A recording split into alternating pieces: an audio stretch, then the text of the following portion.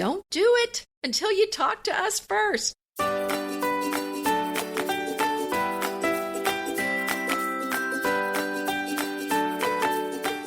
Hello, this is Anita Joyce here with Kelly Wilkness, and this is Decorating Tips and Tricks, episode 424, What We Would Talk You Out Of. And we do a lot of talking people out of things for some reason. It does seem to happen a lot. Well, you would think a decorator or designer is going to be talking people into things. Oh, buy the sofa, get the drapes, get the pillows. But really, a good decorator, a good designer is going to end up talking people out of a lot of things. And by virtue of that, saving them a lot of money, either initially or down the line. Yeah, it seems like we do as much talking people out of things as we do talking them into them, because it seems like sometimes people have they've seen something on Pinterest or somewhere and they kind of say, that thing, I want that thing. And, they don't really kind of visualize how it might work with their house. And sometimes it works and sometimes it doesn't. So, you can't really take something out of context like that. Mm-hmm. So true. There's a lot of instances when the talking out of is something that really needs to be done. So it's great to have a relationship with a client like I do with a lot of my clients, and I'm sure Anita does as well, where they trust me on the things that I'm saying, come on, it's going to be great, but they're not sure. So we do a little hand holding there, and then we do a little stopping with the no. And, they need to trust you when you think it's no as well. So today we're going to go through more than a list, but just a selection of a number of things that may come up, things either being decorating decisions or specific items that we would say no to. So Anita, you want to kick us off? Yes. And I was thinking about this was a specific thing that actually happened with one of our DTT clients, and that was the trendy tile that a client had picked out. And they were pretty tiles. I mean, I don't think that neither one of us disliked the tile, but we were very concerned that these very graphic tiles, and when I say graphic, I mean had a lot of contrast in a very bold pattern. I don't mean graphic as in naughty. Very graphic tiles just were not we did not feel like they were going to stand the test of time. And again, tile, it's a commitment. It's not going to be easy to change out later on. So we really think that that's something that you need to think about and make sure that you're selecting something that you're going to like for 15, 20 years, or hopefully, the long term, because it's not something easily changed. It's not like a pillow. I mean, go fun with the pillows, but really think about the long term when you're thinking about tiles. One that happens all the time. Premature purchases. Premature purchases are a bad idea. If you're decorating and designing a space, and certainly if you're renovating a space, it is not a great idea for a client who's relying on you to make these premature purchases. Now, certainly if you're designing something on your own and you are certain that this is really what you want, and you are certain that at the end of the day it is going to fit in the room, work in the room, and make you really happy, then pull the trigger and make that purchase early on. But when you're working with a designer and you're still coming up with thoughts and you're still putting a plan together and maybe the room hasn't really taken shape yet, sometimes a client will see something, they think they're getting a deal, and they buy it, they don't measure it, the color might be wrong, maybe they didn't have an opportunity to pick the right fabric. There's so many things that can be wrong with that purchase. And in addition, if you're doing a renovation, you got to store it somewhere while all of this is going on. Sometimes while the plaster dust is flying, now you have to store a sofa or something like that. So my suggestion is, whether you're working with a decorator or you're doing it on your own, wait. It's not a bargain if at the end of the day it's not going to fit or you're not going to like it. Hold on. If it's an antique piece that you're never going to see again and you love it, purchase it with the idea in your mind that you need to be flexible. Maybe it's going to work in the room you thought it would work in, but maybe it's not. But if you can put it someplace else, fine. But take pause. Right. I think, and this goes back to the just kind of some other things that we've talked about, seeing something in isolation. If you see something and you just really want it, but it's not time for you to make that purchase yet, or you haven't talked to your designer, one beautiful piece that you see in the store doesn't mean it's going to work with your design. It's not just an issue of, is it going to fit physically in the room? But you've got to consider the design as the whole. And really, I think that's what a good decorator or a good designer does, because I think that's the harder thing to do. I think most clients are very good about picking out things that are really beautiful. The problem comes in when you're trying to make it all work together. I think that's the really much harder thing to do. And that's what you're paying the designer for if you're using one. So definitely, hold off on buying things until you check with him or her. Yeah, to make sure it's all going to work. Another thing that I was thinking about, stained cabinets. Actually, I just don't see the stained cabinets coming back in anytime soon. And if you have stained cabinets and you like them again, I don't think there's anything wrong with them, but I would be concerned about someone putting in a new kitchen and putting in stained cabinets, because I feel like they're not going to like them down the road. I just don't see that look coming back in a big way anytime soon. So unless you're just really in love with it, I don't know. I don't think I would invest there. Okay, let's stay in the kitchen for a second. Something I see time and time again when I am going to open houses, which, you used to be able to just stroll in looking for a friend or, just sort of tire kicking and getting ideas.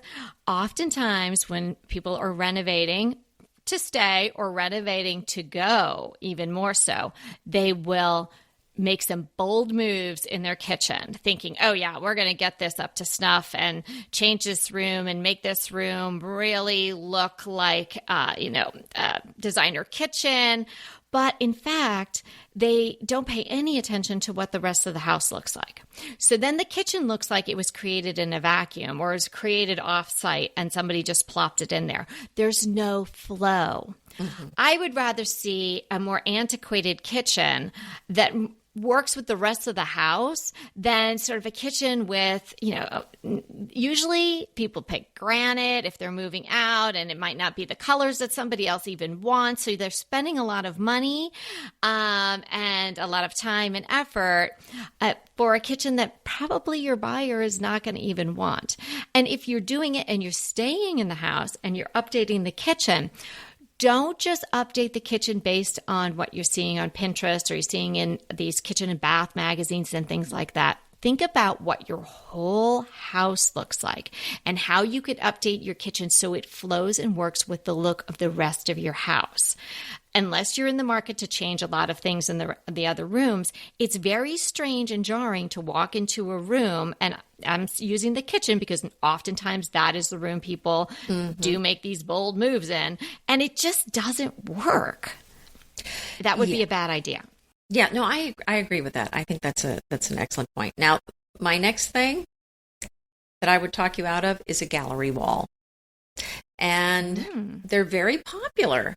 And it's not that I don't like gallery walls, but I feel like it's hard to make them look really good. I think it takes more than, you can't just throw stuff up there any which way and make it work. And so that's why I kind of lean against doing a gallery wall. I have seen some beautifully done, but most of them I'm really not that crazy about. And again, that's a personal preference. Kelly may not agree with me on that one, but I don't know. That one's just kind of how I feel about that one. No, I'll go along with that as well. If somebody said to me, let's create a gallery wall, well, let me see what you want to put in your gallery first. And it's not going to come together by accident. It has to be really well thought out. And are you willing to make all those holes in your wall and perhaps get tired of it in a year? Mm-hmm. That's going to involve some filling and probably a new paint job and all of that. So that might not be 100% a no, but definitely take pause, think about it, and consider it in connection with the rest of your rooms as well. If you have an open concept house and you've got this giant gallery wall going on, well, that's going to be busy, and you're going to see that from a lot of different angles. So I think it has a place, but not in all spaces. Speaking of open concepts, since I just mentioned that term, Now, don't get upset with me, Anita. I love your open concept because it was a planned open concept. Your house was built to look that way, and you do it beautifully. What I would tell people no to is knocking down walls in a house that was not intended to be an open concept house. I think that rarely works. So say you've got an older home that has smaller rooms and you just want to open up the space, but it doesn't really work with your Central Hall Colonial or your Cape Cod or me with my Victorian. I thought about knocking some walls down in our between our living room and our dining room, and I just think it would have taken away from the feeling of the house. So I'm so glad I never did that. We didn't really take any walls down, but the way we configured the space really let the light in and things like that. So I think there are ways to achieve what the client or the person, the homeowner may want to do without taking down the walls and kind of like disrupting the integrity of an older home. Well, that's interesting you say that, and I think I know what you're talking about. I've certainly seen some houses built maybe in the 60s, 70s where they took some walls down, and it looked a little odd. So I kind of get what you're saying, especially if it has low ceilings. I think it can feel off. However, I have to say in my neighborhood with these 100-year-old houses, the houses were just built so differently then, and really the layouts just do not make sense for the way we live. The kitchens were super small. A lot of these, like your Victorian house that you live in, a lot of the rooms had no closet or a very small closet, and a lot of the rooms were very small. And so I have seen a lot of houses in my neighborhood where they have taken down the walls, and I think it's really worked beautifully. So I don't know. So my personal feeling is it really does depend, because I've seen it done well and I've seen it done where it's not so crazy, not so hot looking. I respect that, even though I went along with you with the gallery wall. Here, I got another one for you you're not going to like. Okay. I say no to very bold and colorful rugs. And I know you like a rug that has a lot more color in it than I normally do. Right. I just think it then becomes the focal point of the room. Now, I'm probably talking about a rug that has a lot more going on in it than you would choose, but I just feel like the rug should just be foundational. Maybe you have a little vintage thing going on, but something just sort of muted. I don't like rugs, particularly if you're going to spend a lot of money for a rug. If you're going to go on Overstock and it's a $200 rug and you really love it, well, hopefully it lasts long enough and you don't chuck it in a landfill too soon. But hey, for some fun at that price point, okay, if you insist. But most of my clients, if they're going to invest in a rug, they're going to want to get a wool rug. They're going to end up spending a lot more money. So I tend to tell people, no, let's not make the rug the focal point. Mm-hmm. Well, okay. I mean, I think that's a very interesting approach. And it's like you said, I mean, I don't like anything too colorful. I usually kind of go with 2-color rugs, but I do like some color and pattern in my rugs, but nothing that kind of slaps you in the face. But also, again, it really just kind of depends on the room. So I'm redoing, Elise, my daughter Elise moved into a brand new group home, and she has her own bedroom, and I'm so excited for her, and I'm buying new furniture for it and kind of fixing it up. And I just bought yesterday a rug for the space, and it's got some color in it, and it's got kind of a bolder pattern, but I felt like the room needed some interest and she's young, and I thought she would really appreciate kind of a bolder pattern. So although I wouldn't go with this many colors typically in a room, I did do it for her room. So, it really kind of depends in my mind, but I don't know, I like the plain color too. So anyway. Well, I think it's going to be beautiful in Elisa's room, and you should share photos when that room gets done. Skipping moldings. Sometimes, projects get expensive, particularly if you're doing a bigger renovation or adding something to your home, adding a bedroom or adding another bathroom or something like that. And people are often looking for places to save. Well, there are a lot of good places to save money and do things a little bit differently, but I don't think one of those places is skipping moldings. Moldings are not that expensive overall, particularly if you're doing a big project. They're a very small percentage of what you'd be paying to do a big project, and they make such an impact. So I would always tell clients, if they say, we don't really need crown molding, no, like you really do need some molding. You don't know you do, but you do. Yeah, you really do. We're not going this far and not doing the molding. It's like a face without eyebrows. Come on. Go the distance. Oh, I so agree with you. Put the money into the trim. Yay! Well, we're back on. But even our disagreements were like slight variations. They were so nice and so gentle disagreements. Yes, it's kind of like just one more I in the can details. disagree with now? Come on. Oh, yeah, here's one but I think you're going to agree with me on this one. Cool gray paint on the walls. I love gray paint, and, we love the gray. The gray is not as hot as it was, but I don't like to see anything too cool, too steel blue on the wall.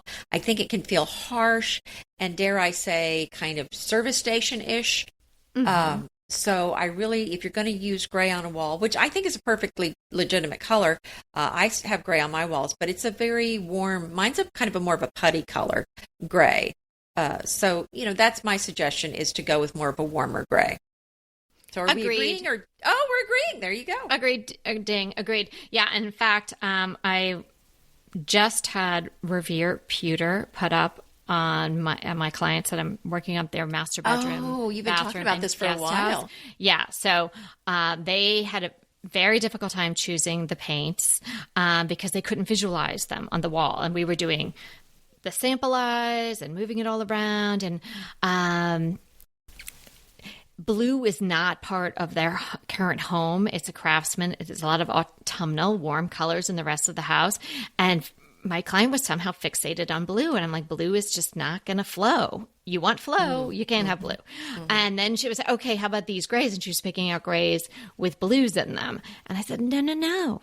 So I 100% agree with you in general, and in particularly in a home that has warmer colors. Mm-hmm. But we use that Revere pewter, and I've never used that in my own home.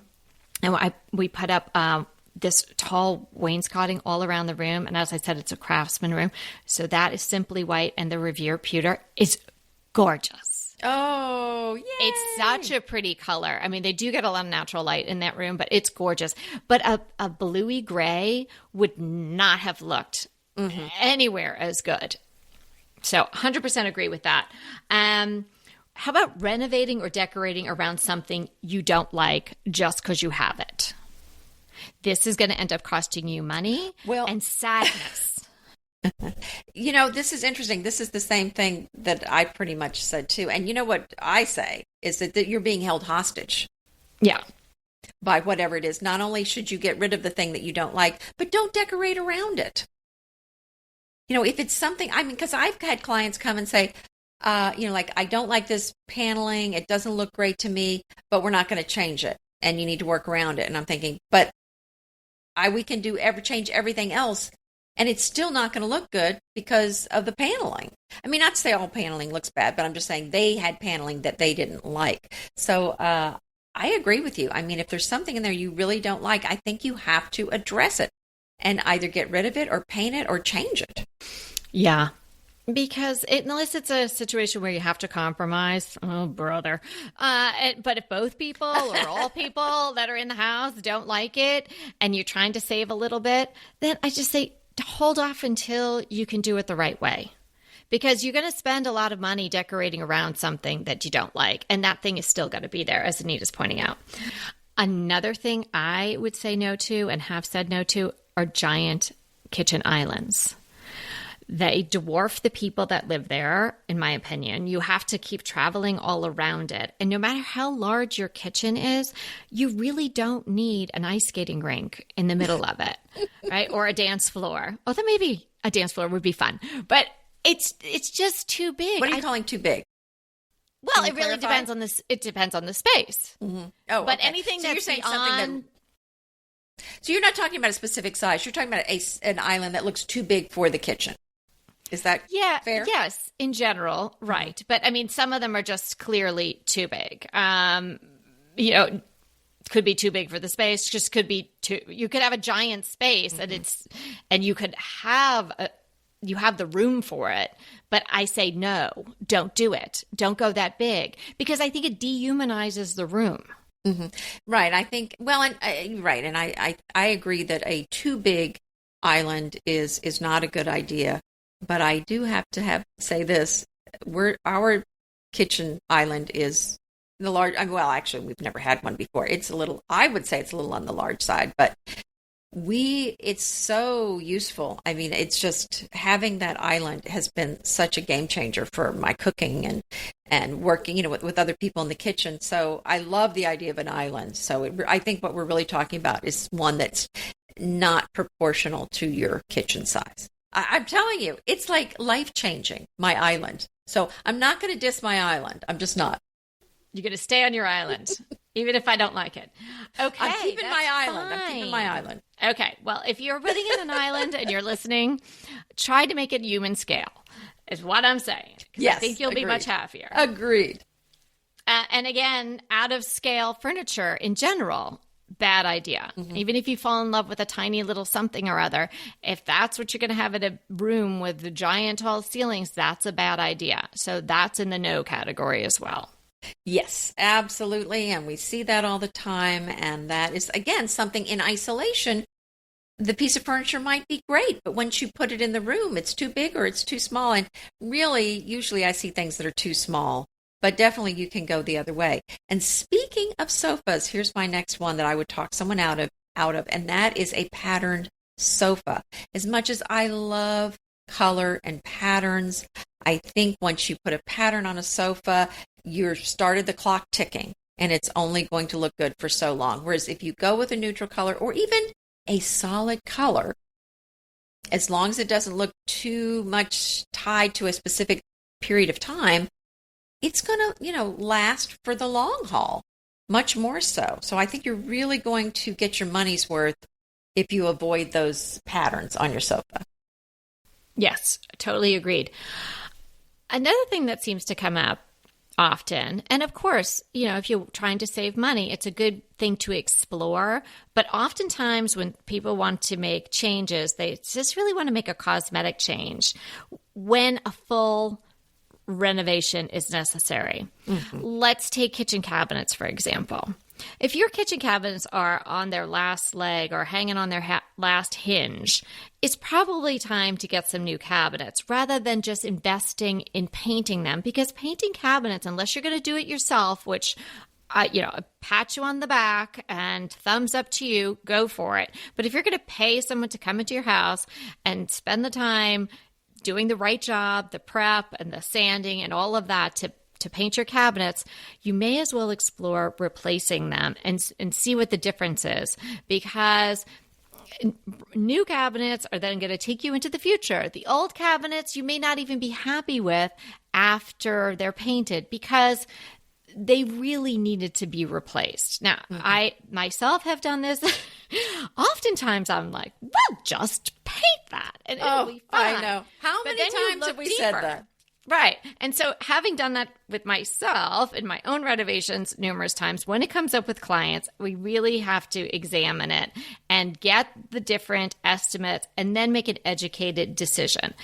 If the budget doesn't allow, the budget doesn't allow. But it's, again, like a no, don't just call the painter. Let's stop, pause, and get all the information. And when we moved into our house in San Marino, when we first came to California, I just whirled through the house pretty quick. And I was like, yeah, okay, yeah, whatever. Like, I'm going to be back in New York in 6 months. Doesn't really matter where I live. 15 years later, we're still here. But I was like, let's just paint those and we'll do this. And I got there and I really opened up the cabinets and I was like, ew, no, like these have to come off the wall.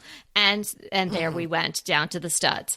So, it's definitely a stop, take pause, get information, then make your decision. if the cabinets are old enough, painting really is just not going to do anything. I mean, I shouldn't say it's not going to do anything, but it's just not enough. Yeah, and then, of course, the next step up is refacing, but I know sometimes they're just not nice on the inside, or maybe they're the wrong height. It's just, just some things to keep in mind. So I would always check into seeing if you do need to reface or replace them. Another thing that I think was super hot in the past that's not as popular now that I really would advise against, and that is a media room. That's a lot of expense for a room that I think most people are really not going to use that much. So, unless you really have unless you're really going to spend a lot of time in there and you have a lot of extra space in your house, I really think you do better to make it into more of a multifunctional use room that you could use for a lot of different things. I know, unless you're Steven Spielberg, do you really need a completely dark media room with those really glorified lazy boy chairs and all of that? I don't know. With the cup holders? Those rooms make me sad. I wouldn't want to be in that room. I'm I need some daylight. Right? I know. No, thank you. Not my thing. Yeah, right, I would definitely caution against that. I haven't had any client that has asked for one of those, but you never know. And also on that note, this is just off the top of my head. I didn't really think about this till now. Sometimes there's that pull and tug on the TV, whether to have a TV or not to have a TV, or if we do have a TV, what size should the TV be? And where should it go? Should it go over the fireplace? Right. So if there's the only choice, and we've really explored this in episodes and with listener questions and whatnot regarding the TV over the fireplace or the TV in the main living room area. Hey, if that's where it's got to go, that's where it's got to go. But don't make the compromise just getting a smaller TV. It's still going to be there. Mm-hmm. I just had this with another set of clients. They are currently sort of like a no TV family, and he is just dying to get a TV and to watch sports and do all this stuff. Yep, and she's kind of like, hey, just get a 20-inch TV. And my. But it's still going to go in your living room. It will still be there. You might as well get the right size. Well, and then that little 20-inch TV, I think somehow looks worse than a one that seems properly sized. It looks dumb. It looks weird, yeah. Right. Yeah, so if you're going to do it, you got to do it right. And then, just cheer on the team when the game's on or something. Exactly. Yeah, and another thing that I think people do is too much of one particular style in a room, like too much mid-century modern, for example. I've seen that where it's just a little too much. I think it's nice when you're going with another time period like that you mix in some other things and mix in some modern with the mid-century. And, I always like French mixed in with just about anything. So there's a lot of ways you can go with that. Yeah. Okay, let me say something about marble, and then I'm pretty much done with my list of no's for today. Anyway, if you really want marble, come with me and get it, if the budget allows. But don't get an imitation of marble that looks like an imitation of marble. Then choose something that's different, that's also either a natural type of stone or a good composite, but not one that's really trying to mimic the look of marble, because you're not going to be happy with that. If you really want marble and you decide that you can't live with it because of the beautiful patina that it achieves over the time, I would suggest just do something different. Find something else that you love, right? But don't try to, because it's kind of like when you're trying to get too close, but it's not the real thing. It's going to always fall short of your expectations. I think what you're talking about is sometimes the compromise is not going to work. Sometimes the split the difference works, and sometimes it doesn't. It's kind of like the pizza conundrum. Do you want thick and chewy or thin and crispy? There's no middle ground. So I think that's where we are here. Don't you just love a great recommendation from a friend? Well, we're delighted to be recommending these companies and their wonderful products to you today. And let them know your friends at DTT sent you. pesto pork chops over Parmesan polenta. Not that easy to say, but oh so easy to make with Green Chef. Green Chef is the #1 meal kit company for eating well, and we have such a great deal for you. You're going to save $250. Listen on for the details on that. Green Chef makes eating well easy for any lifestyle, whether you're keto, paleo, vegan, vegetarian, gluten-free, or just looking to eat more balanced meals. You know, we're getting into the busy holiday season, so it's a perfect time to have Green Chef help you out. Let Green Chef take the work out of eating clean this holiday season with their chef-crafted, nutritionist-approved recipes featuring fresh ingredients and nothing artificial. And you know what? You don't have to lose track of your healthy eating habits during the holidays. Every Green Chef customer gets a free session with their registered dietitians who will walk you through how to make clean eating work for you. So sign up for your free session and start on the road towards better health today. And that deal I want to tell you about, visit greenchef.com/DTT250 and use the code DTT250 for $250 off your order. So that's greenchef.com/DTT250 and use the code DTT250 for $250 off your order. Inevitably, with the new year come wellness goals. One very effective and easy to reach goal is to add Dose to your wellness regime. Dose is expertly formulated organic wellness shots that support your liver in one delicious drink. Formulated with ingredients clinically shown to support liver health. Potent turmeric, milk thistle, and ginger. There's 0 sugar and 0 calories. Did you know that your liver performs over 500 special functions? Since I learned all that my liver is doing, I started with Dose to support all those vital functions. I take a shot of refreshing Dose 2 times per week to combat everyday toxins from food, meds, alcohol, and unhealthy air. Since starting with Dose about a month ago, I am definitely feeling an overall improvement in my health. So if you want to give Dose a shot and invest in your health like I have, Dose is offering DTT listeners 15% off your first order, plus an additional 15% off if you subscribe for a monthly delivery. That's 30% off your first order. So go to dosedaily.co/DTT and use the code DTT. That's dosedaily.co/DTT and use the code DTT. So, what is our hot topic today, Anita? Okay, the title of the topic is, with their states reopened, summer show houses move ahead. So many show houses have been canceled or delayed, and now is the time they're coming back up. For example, Kips Bay Decorated Show House. Did you ever go to that one in the Upper East Side? Always. Did you ever go to that one?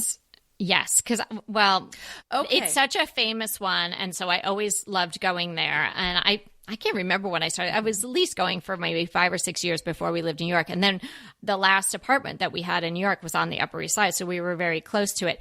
It was fabulous, but they're in brownstones, so you can't have social distancing. Well, they were saying this one's probably not going to happen. So that one, I think you're going to have to just say goodbye to for this year. And then apparently the Interior Design Society Charlotte Show House was open for just one day when North Carolina went into lockdown. So I know that's so awful. So it's kind of sad for those two, but there's some other events that are going to go on with accommodations for social distancing, as you might expect. So the Atlanta Homes and Lifestyle Show House is going to happen. And I don't know if you saw there, Kelly, Pamela Pierce, the editor-in-chief and founder of the Houston-based Milieu magazine, they're moving forward with their first ever show house next month. I'm very excited. Well, Anita, I think you should let Pamela know that you would like to have a ticket and you would like to go. And then we can cover it here on Decorating Tips and Tricks. I think absolutely, yes. I remember when we did our magazine issue, which we could link here, which is a really good, really great episode. And I'm certain that all those magazines would be wonderful still for everyone to enjoy, especially during this time when you're locked in your house. I remember them talking about doing this showcase house for the first time. And I didn't remember that until you brought this article to my attention. So they did all this work and then this happens. Oh my gosh. Right. And it's Catherine Ireland is participating. And, we adore her designs.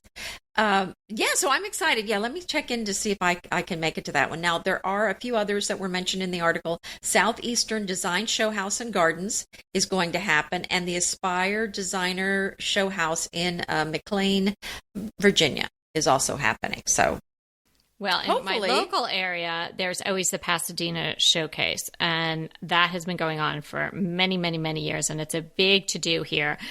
And I did read in the local paper maybe a month ago, 6 weeks ago, that they were planning to still go forward. But I haven't heard anything about it since then, but it's usually sort of April and May, and it runs for about 6 weeks or so. And we would go with always a big group of friends, and you'd go and you'd walk around, and they had boutiques, set up in like little pop-up tents and things like that. It was such a nice event and great way to get ideas and just sort of, a lovely afternoon or evening out with your friends. So I hope that a lot of them can go forward. So much effort went into it. All the designers, you think about all the things and putting it together and doing not only the designing, but the install and all that. I mean, it's months and months and months of work.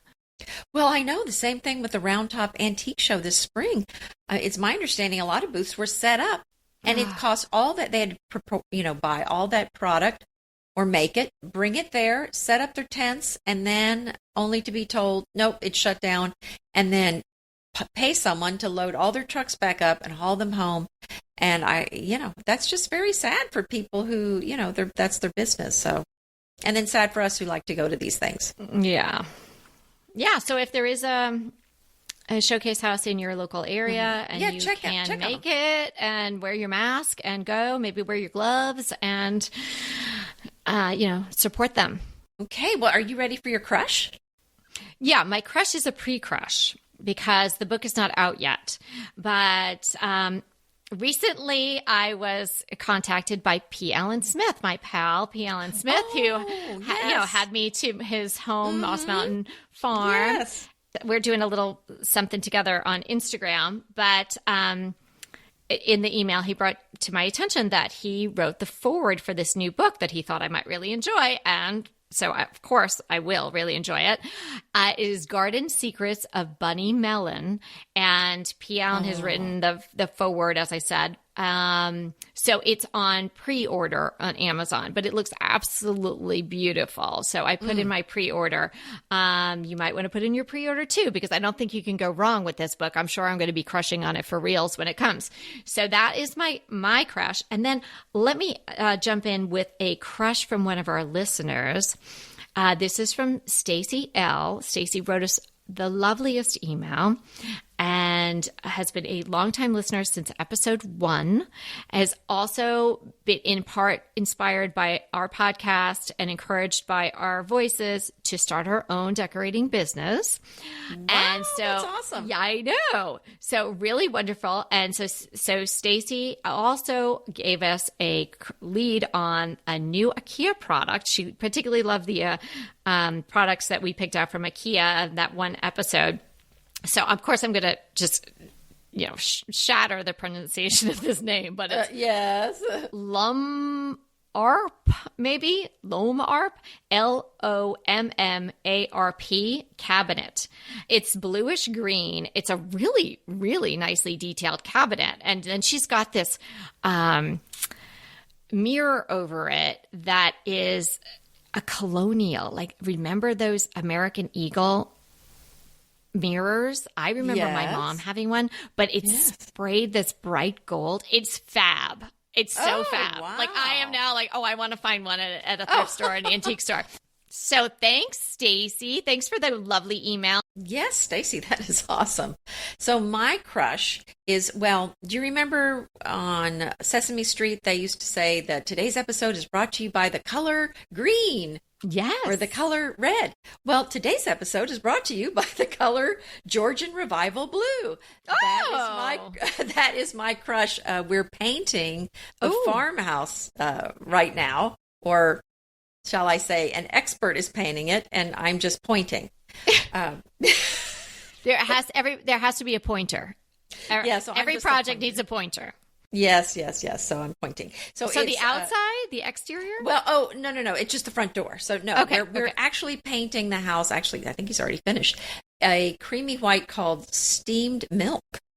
Which Oh, these are all that's a good Sherwin Williams color. paints because those are the paints that he buys, which are really good quality paints anyway, by the way. Steamed milk. And then the front door is Georgian Revival Blue, and it's a cerulean blue.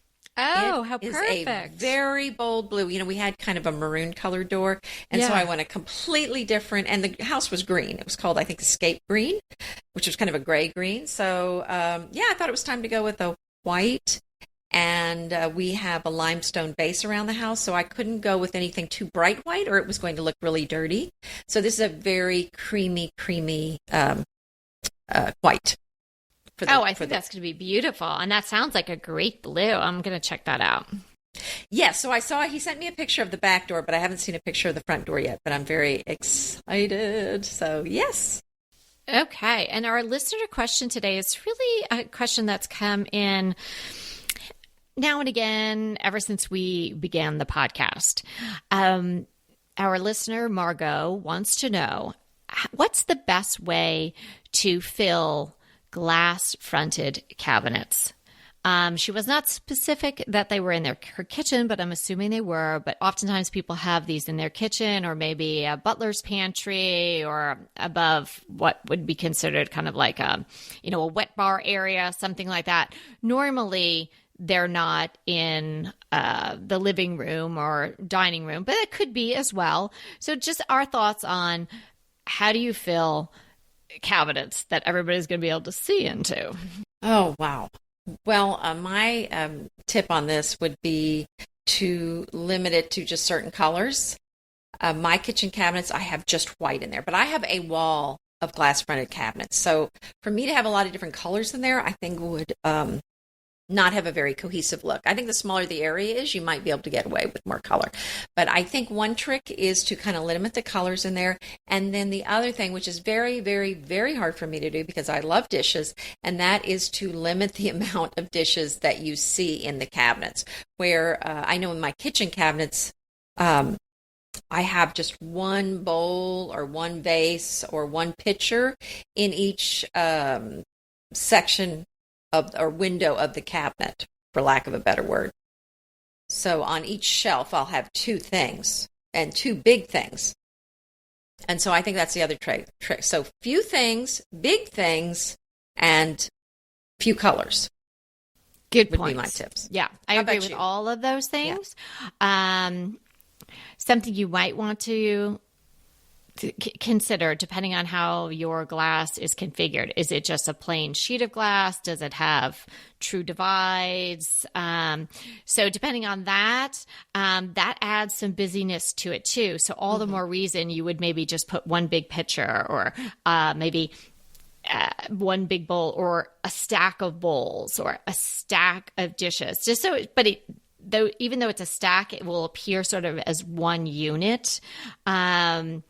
And you don't fall into the idea of like, oh, I'm putting something low and then something inside of it, because you're not going to be able to see that from far away unless you're right on top of it. And maybe break it up a little bit. If it really is something you can do just for decorative pieces and you don't have to have things that are used every day in the kitchen, then maybe you even put some books in one where you're kind of getting, again, that sense where it is one unit. So if you had books that had the same color spines, maybe a little collection of vintage books or something like that, and that will kind of like give a place for the eye to rest. And then maybe in the next one, you have something that's a little bit more ornate or a little bit more curvy or something like that. So I think Anita's points are all ones that you should take. Limit the color, big things, and fewer things. It's fun to decorate. Well, it's like an open cabinet too, but it has that additional element of the glass. So I think going bigger is a really good idea in there, because you can't really see in like you could if it was completely open. Go ahead, clean out your closet, then head straight to Quinn's. I love every item Quince offers, from wardrobe to decor. And I can really recommend their Ultra Stretch Super Wide Leg Pant at $49.90. The price is unbeatable, and the look is so flattering. It keeps you in on top and flares out of the bottom. Everything feels right with Quince. The price, the quality, and the sustainability. Quince offers a range of luxury wardrobe and home goods at prices within reach. And like Quince's clothing, their home goods are priced 50 to 80% less than similar brands. Quince only works with factories that use safe, ethical, and responsible manufacturing practices, along with premium fabrics and finishes. Once you've cleaned out your closet and refreshed with Quince, you can also add something to your home decor. So give your wardrobe and your home the refresh it needs with Quince. Go to quince.com/DTT to get free shipping and 365-day returns on your next order. That's Quince, QUINCE.com/DTT for free shipping and 365-day returns. Quince.com/DTT. And let me know how you love those pants. BritBox just keeps getting better. The new Archie is amazing. And it's not the comics. It's about Cary Grant. Archie is the brand new limited series starring Jason Isaacs as Archie Leach, the man who became Cary Grant. From the award-winning screenwriter of Philomena, Archie tells Grant's born in Britain, made in Hollywood story, the dramatic grit to glamour transformation that led him to become one of the most famous people in the world. You are going to absolutely love the acting, but also the styling, the outfits, the scenery. It's the first time his story has been told in collaboration with his daughter Jennifer Grant and ex-wife Diane Cannon. The performances from Jason Isaacs and the rest of the cast are amazing, and it's only available on BritBox. So sign up for BritBox today to stream Archie and other fan favorites from any device. And we have a special limited time offer for our U.S. and Canadian listeners. Get 50% off, yes, that's 50% off your first month when you sign up for a monthly plan. But only if you go to BritBox.com and use our promotion code DTT at checkout. You're going to love Archie. So head over right now and get 50% off your first month of BritBox. Use the promotion code DTT at BritBox.com. Yeah, now having said that, I have an armoire in my breakfast room area that is just jam-packed with dishes. So I don't always even follow my own advice.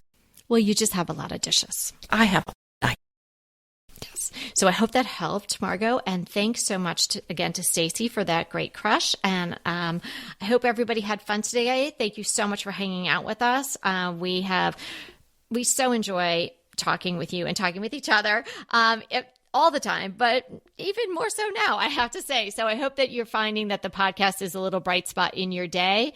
And remember, we are here to inspire you to create a beautiful home. Until next time.